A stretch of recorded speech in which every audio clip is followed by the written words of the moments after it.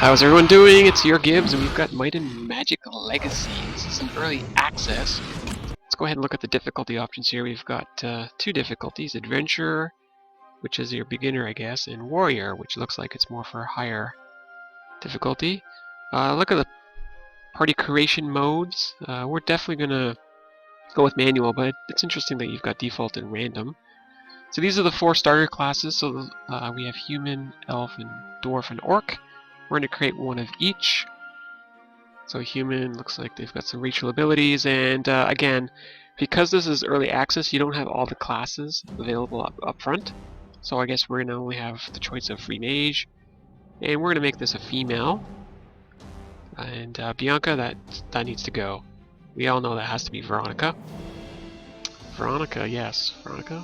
I like the voices. Hey, come on! I want Veronica here. No, capital V.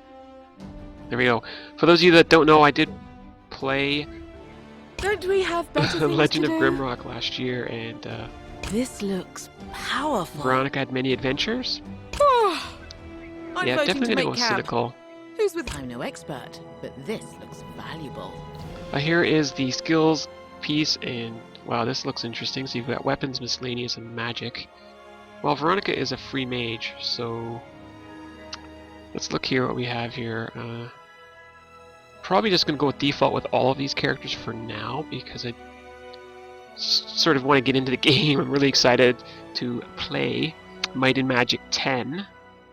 So we'll go ahead and mysticism, key discipline, magical focus, endurance, and dodge. So we have water magic, earth magic, dark magic, light magic. Okay, well, Veronica's going to be kind of our main character, so we'll just go ahead and do that. And here are her skill points, so I'll probably just do default for all of this. I'm not too keen on the idea of might being 5, but that's okay. Go ahead and do that. So magic, destiny, and spirit are her key stats. Alright, so there's our human done, Veronica. And then we'll do our elf, which is probably, yeah, that's what I guessed, a ranger. We'll do this also as a female. Bethfall, that's kind of cool. We'll make this one heroic. And we'll just go ahead and do default. Oh, only 2 skills. And again, we'll do default on the points as well. So my plan right now is to play the early access version, which from what I understand is maybe a couple hours. And that's what I'll be doing over the near future. So first now, I thought I'd give you the character creation peek here. So now we're doing the Dwarf Defender, and that's what you would expect to see there. And then finally a Barbarian. So we're going to have kind of 2 melee characters, a Ranger and a Mage. Probably would definitely change that up when I had access to all 12 classes when the game does come out. But for now, we'll just go with defaults. So that's what we would expect for a Barbarian. So that's going to be what we do. There are our 4 characters that we're going to play with now, and it's back for more Veronica time. So I'm really looking forward to playing again with Veronica. She's one of my favorite characters of all time. And for now, this is it. We're going to go into battle. What is the meaning of a dream? Only Asher knows. Are they omens warning us of future tragedies? Distant memories dying in the deafening silence of the void? Or are they sometimes both? The death wish of some ancestor bargaining with the dragons that his legacy be carried on. Last night I dreamed such a clear vision of past events. Terrible things I had wanted to forget.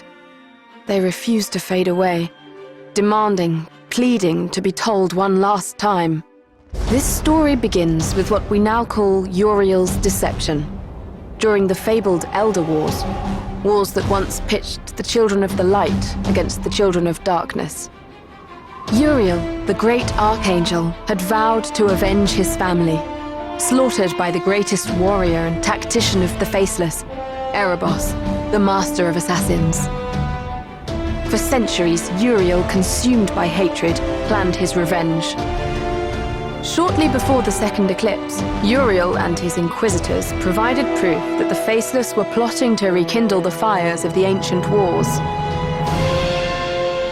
Emperor Liam Falcon, an ambitious man, easily enthralled by the Archangel's righteous determination, declared a holy war against the children of darkness.